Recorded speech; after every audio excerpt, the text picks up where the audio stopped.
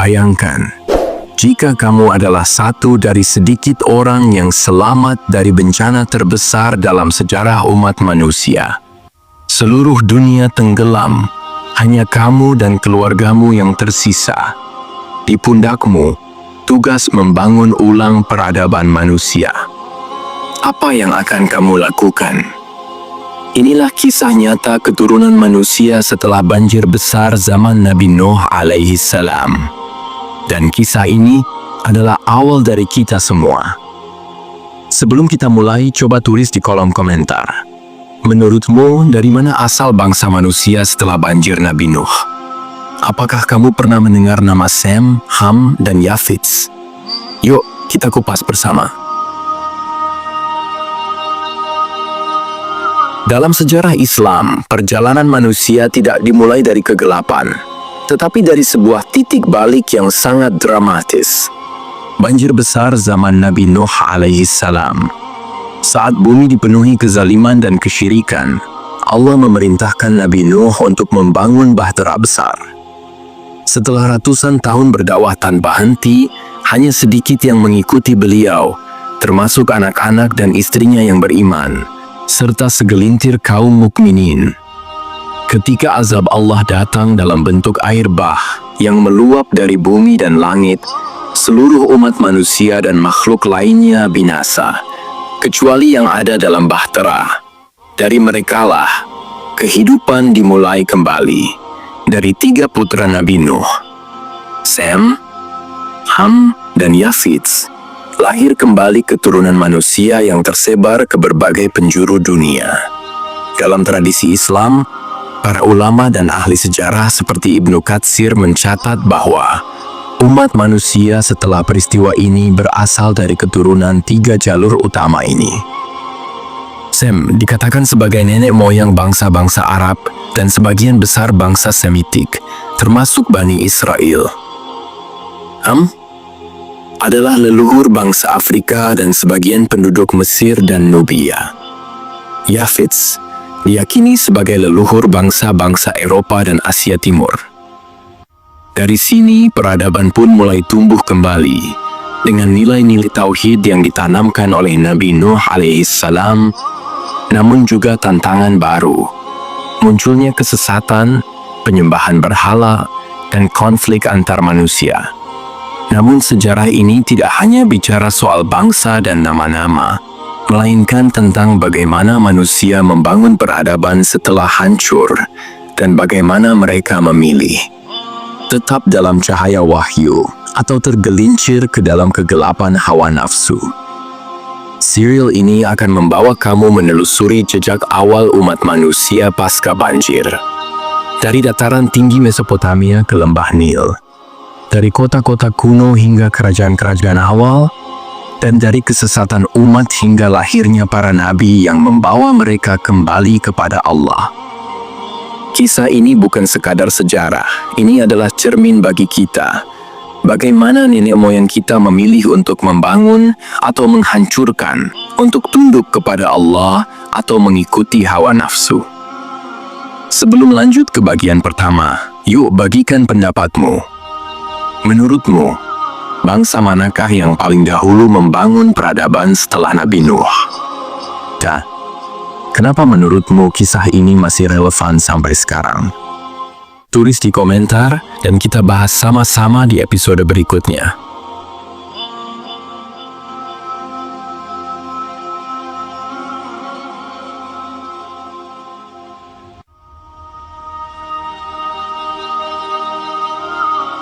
Dan kami jadikan keturunan mereka yang berada di kapal itu sebagai orang-orang yang tetap hidup. Quran Surah As-Saffat ayat 77. Setelah banjir besar merendam bumi, hanya bahtera Nabi Nuh alaihi salam yang terapung di atas air bersama para penghuni yang Allah selamatkan. Ketika air mulai surut dan kapal mendarat di Gunung Judi, diyakini berada di wilayah Turki saat ini, dunia sudah kosong, sunyi. Tidak ada kota, tidak ada ladang, tidak ada manusia lain. Inilah titik awal peradaban manusia setelah kehancuran total. Allah menugaskan Nabi Nuh untuk memulai kembali kehidupan dari nol bersama ketiga anaknya yang masih hidup. Sam, Ham, Yafits. Istri Nabi Nuh yang beriman juga termasuk yang selamat, sementara istri yang kafir, yang disebut dalam Al-Quran sebagai contoh buruk, termasuk yang dibinasakan. Menurut penjelasan para ulama dan ahli sejarah Islam seperti Ibnu Katsir, seluruh manusia setelah banjir berasal dari tiga anak Nabi Nuh. 1. Sem dianggap sebagai leluhur bangsa Arab. Ibrani, Yahudi, Aram, Suria, dan beberapa bangsa Persia. Keturunan Sam banyak yang tinggal di wilayah Mesopotamia, Semenanjung Arab, dan Syam, Levant. Di antara keturunannya yang terkenal, Nabi Ibrahim alaihissalam, yang kemudian menurunkan para nabi besar seperti Musa, Isa, dan Muhammad shallallahu alaihi wasallam. Second Ham menurunkan bangsa-bangsa Afrika, termasuk Mesir kuno, Ethiopia, dan penduduk Nubia. Keturunannya menyebar ke wilayah Afrika Utara, Sudan, dan sekitarnya. Dalam literatur kuno, keturunan Ham dikenal memiliki kemampuan membangun dan teknologi awal pertanian serta irigasi. Uchunju Yafits disebut sebagai leluhur bangsa-bangsa di wilayah Asia Timur, Eropa, dan sebagian Asia Tengah. Dikenal dengan migrasi besar-besaran ke utara dan timur. Di antara keturunan Yafits diyakini muncul bangsa Yunani, Romawi, dan bangsa Turkik. Dari wilayah sekitar Gunung Judi, keturunan Nabi Nuh mulai menyebar. Awalnya mereka hidup dalam satu bahasa dan satu agama, Tauhid. Tapi seiring waktu, kelompok-kelompok kecil mulai berpindah ke wilayah berbeda karena kebutuhan pangan, cuaca, dan konflik kecil. Dari sinilah keberagaman bahasa, warna kulit, dan kebudayaan mulai tumbuh. Namun sejarah mencatat bahwa meski berasal dari satu ajaran, perlahan-lahan manusia mulai tergelincir. Sebagian melupakan ajaran Nabi Nuh. Sebagian mulai menciptakan simbol-simbol, patung, dan pada akhirnya menyembah selain Allah. Inilah awal dari penyimpangan akidah yang akan kita bahas di bagian selanjutnya. Jika kamu hidup di zaman itu, dengan bumi yang baru bangkit dari kehancuran, apa yang akan kamu bangun lebih dulu? Ilmu, rumah, atau justru kekuasaan?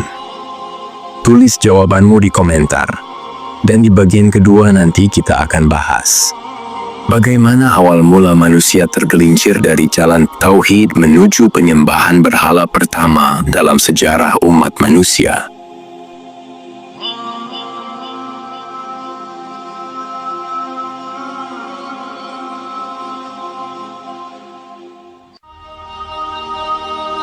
Setelah banjir besar dan kehidupan manusia kembali dimulai, tauhid adalah fondasi utama masyarakat awal.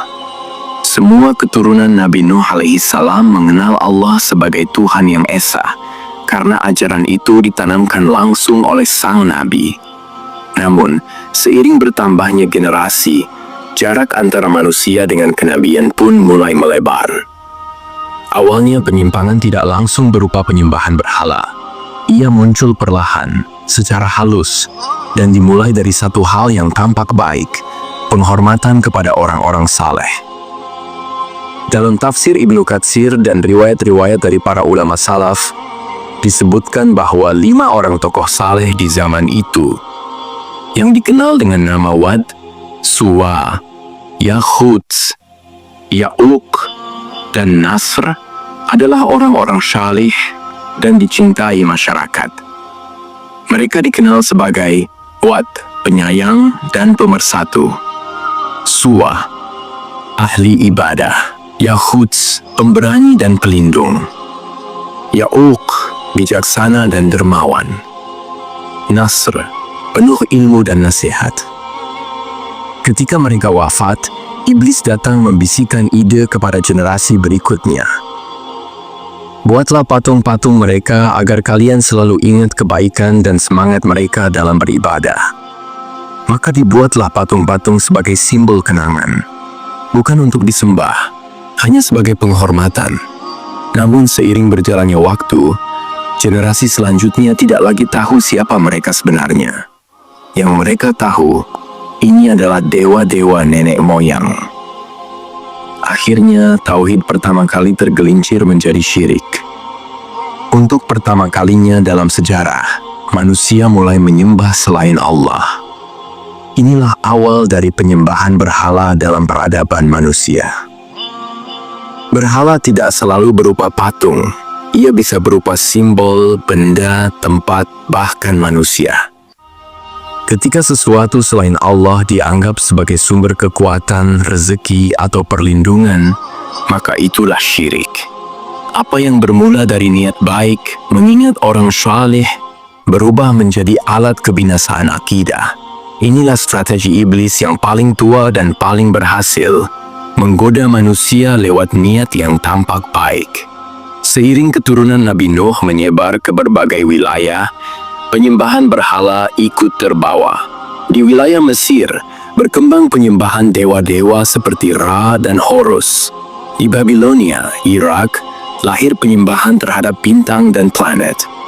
Di Asia Tengah dan India, muncul penyembahan terhadap api dan roh-roh alam. Namun tauhid tidak pernah benar-benar hilang. Allah terus mengutus nabi-nabi baru untuk mengingatkan umat manusia dan mengembalikan mereka ke jalan lurus. Salah satu dari mereka adalah Nabi Ibrahim alaihi salam, keturunan Sam bin Nuh, yang akan menjadi pembahasan kita di bagian berikutnya.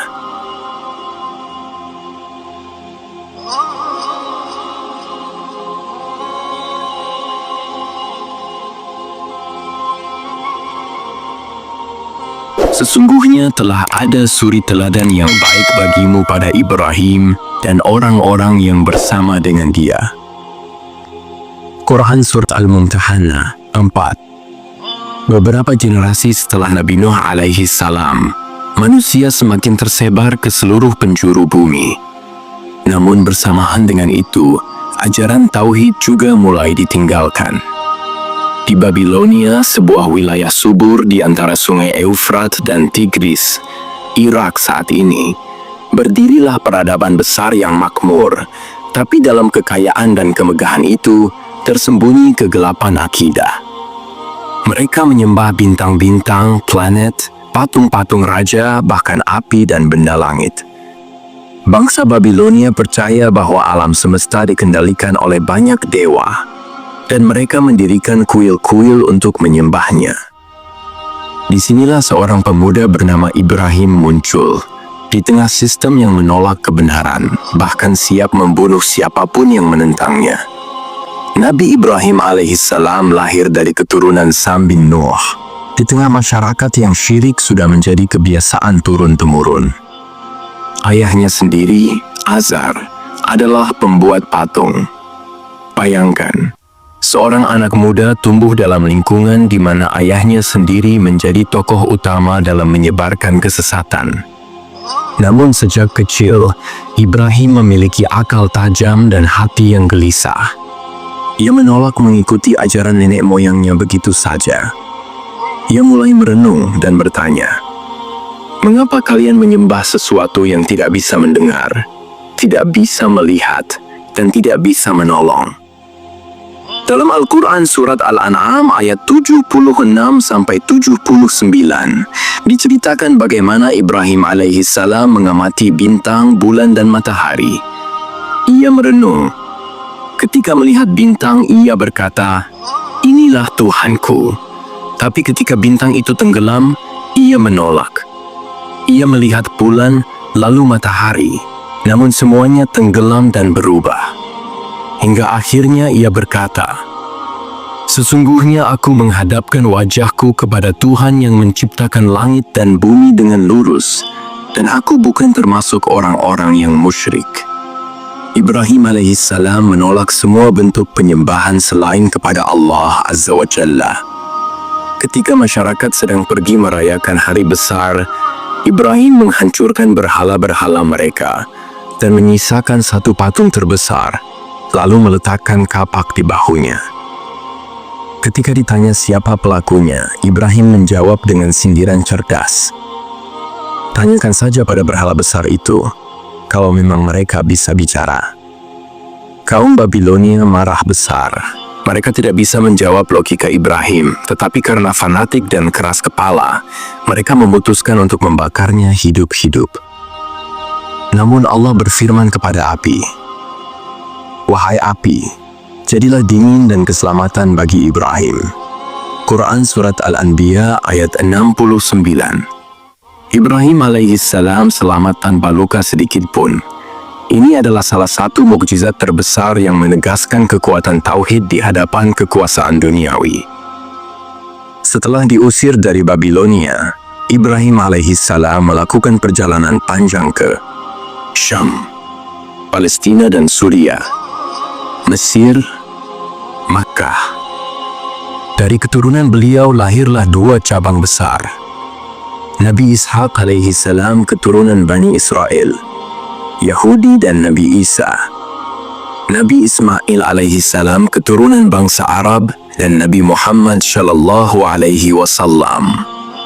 Perjuangan Nabi Ibrahim alaihissalam tidak hanya membongkar syirik, tapi menjadi titik tolak bangkitnya dua jalur kenabian besar dalam sejarah umat manusia.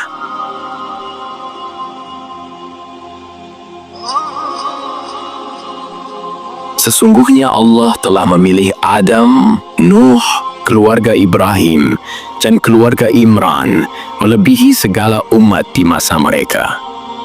Quran Surat Ali Imran ayat 33. Setelah berhasil menegakkan tauhid di tengah kekufuran Babilonia, Nabi Ibrahim alaihissalam memulai perjalanan dakwahnya ke berbagai negeri.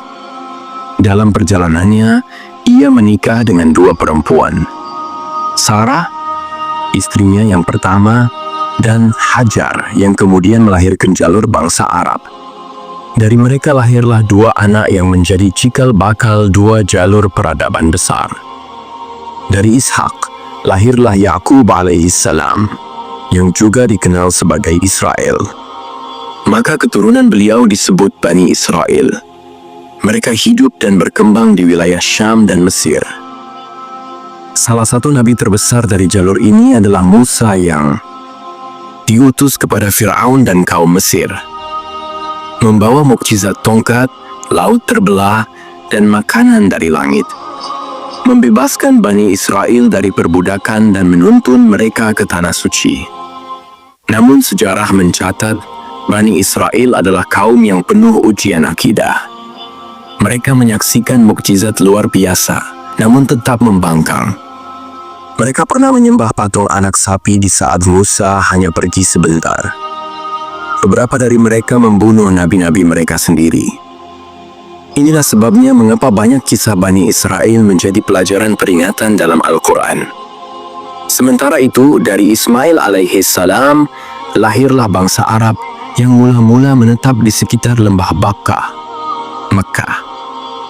Nabi Ibrahim dan Ismail kemudian membangun Ka'bah sebagai rumah ibadah pertama yang dibangun di muka bumi untuk menyembah Allah secara murni. Selama beberapa abad, keturunan Ismail alaihissalam memegang nilai-nilai tauhid hingga perlahan syirik kembali merajalela. Ka'bah yang suci mulai dipenuhi berhala. Bangsa Arab menyembah Lata, Uzza, Manat, dan berhala-berhala lain yang diwarisi dari masa jahiliyah. Namun garis kenabian tetap dijaga oleh Allah. Dan dari keturunan ini akan lahir penutup para nabi, Muhammad sallallahu alaihi wasallam. Meskipun berasal dari dua jalur berbeda, semua nabi membawa satu risalah yang sama, tauhid. Musa alaihissalam menyeru kepada Allah di tengah kediktatoran Firaun. Muhammad sallallahu alaihi wasallam menyeru kepada Allah di tengah masyarakat Quraisy yang penuh syirik. Keduanya mendapat wahyu membawa kitab, Taurat dan Al-Quran, dan meluruskan kembali penyimpangan yang dilakukan umat sebelumnya. Jika kita lihat jejak keturunan manusia dari Nabi Nuh ke Nabi Ibrahim, lalu ke Musa dan Muhammad sallallahu alaihi wasallam, kita akan menyadari bahwa tauhid adalah poros utama sejarah umat manusia. Penyimpangan akidah selalu berulang, tapi Allah senantiasa mengutus para nabi untuk meluruskan jalan. Dan saat Muhammad Shallallahu Alaihi Wasallam diutus, risalah kenabian mencapai puncaknya. Tidak akan ada lagi nabi setelahnya. Maka risalah Islam menjadi penjaga terakhir akidah tauhid hingga akhir zaman. Hari ini telah aku sempurnakan untuk kalian agama kalian, dan telah aku cukupkan nikmatku atas kalian, dan aku ridha Islam sebagai agama kalian. Quran Surat Al-Ma'idah ayat 3. Setelah berabad-abad sejak Nabi Ibrahim alaihissalam dan keturunannya mengajarkan tauhid, dunia kembali jatuh dalam zaman kegelapan jahiliyah. Di Arab, Ka'bah telah dipenuhi ratusan berhala. Di Eropa, masyarakat tenggelam dalam paganisme dan penyembahan dewa-dewa. Di India, sistem kasta dan penyembahan patung merajalela. Di Cina, ajaran langit telah bercampur dengan kepercayaan rakyat. Meski dunia mengalami kemajuan politik dan budaya, jiwa manusia kehilangan arah. Mereka lupa pada asal penciptaannya, dan risalah para nabi sebelumnya telah ditinggalkan, diubah, atau disembunyikan. Dalam kondisi itulah, Allah memilih untuk mengakhiri rangkaian kenabian dengan satu utusan terakhir. Nabi Muhammad Shallallahu Alaihi Wasallam, seorang keturunan langsung dari Nabi Ismail alaihi salam, lahir di Makkah, di tengah suku Quraisy yang mulia namun penuh penyimpangan. Selama 23 tahun beliau menyampaikan wahyu Al-Quran, menghidupkan kembali tauhid murni, menghapuskan sistem kasta dan penindasan, menghapuskan penyembahan berhala secara total. Beliau bukan hanya nabi bagi bangsa Arab, tapi juga rahmat bagi seluruh alam. Islam bukan agama baru. Ia adalah kelanjutan dari ajaran Nabi Nuh, Ibrahim, Musa, Isa, dan semua nabi sebelumnya. Penyempurna dari segala kitab suci terdahulu. Jalan lurus yang mengembalikan manusia kepada fitrah aslinya. Menyembah hanya kepada Allah. Sesungguhnya agama yang benar di sisi Allah hanyalah Islam. Quran Surat Ali Imran ayat 19. Setelah wafatnya Rasulullah Shallallahu Alaihi Wasallam, para sahabat melanjutkan dakwah. Dalam waktu singkat, Islam menyebar ke seluruh jazirah Arab, menembus Persia, Romawi Timur, dan menyinari Afrika, Eropa, dan Asia. Umat Islam mewarisi tugas besar, menjaga tauhid, menyeru kepada kebenaran, meluruskan akidah umat manusia hingga akhir zaman. Inilah puncak sejarah keturunan Nabi Nuh alaihi salam dari satu keluarga yang selamat dari banjir, berkembang menjadi umat besar yang memikul risalah tauhid hingga hari kiamat. Hari ini kita bukan lagi menyaksikan sejarah, kita adalah bagian dari kelanjutannya. Kita hidup di masa di mana syirik kembali menyebar dalam bentuk modern. Manusia menyembah uang, kekuasaan, dan ego. Nilai tauhid ditantang oleh ideologi dan gaya hidup yang jauh dari wahyu. Namun seperti para nabi terdahulu, kita punya tanggung jawab untuk menjaga warisan ini. Bukan dengan kekerasan, tapi dengan ilmu, dakwah, dan akhlak. Setelah mendengar seluruh rangkaian sejarah ini, bagian mana yang paling menggetarkan hatimu? Dan menurutmu, bagaimana kita sebagai generasi hari ini bisa menjaga amanah besar ini? Tulis jawabanmu di komentar. Bagikan kepada teman-temanmu agar mereka tahu bahwa sejarah Islam bukan hanya kisah masa lalu, tapi misi yang harus terus dilanjutkan hari ini. Sahabat sekalian, perjalanan sejarah ini bukan hanya untuk diketahui, tapi untuk direnungkan. Dari Nabi Nuh, Ibrahim, Musa, hingga Muhammad Shallallahu Alaihi Wasallam, semua membawa satu cahaya yang sama.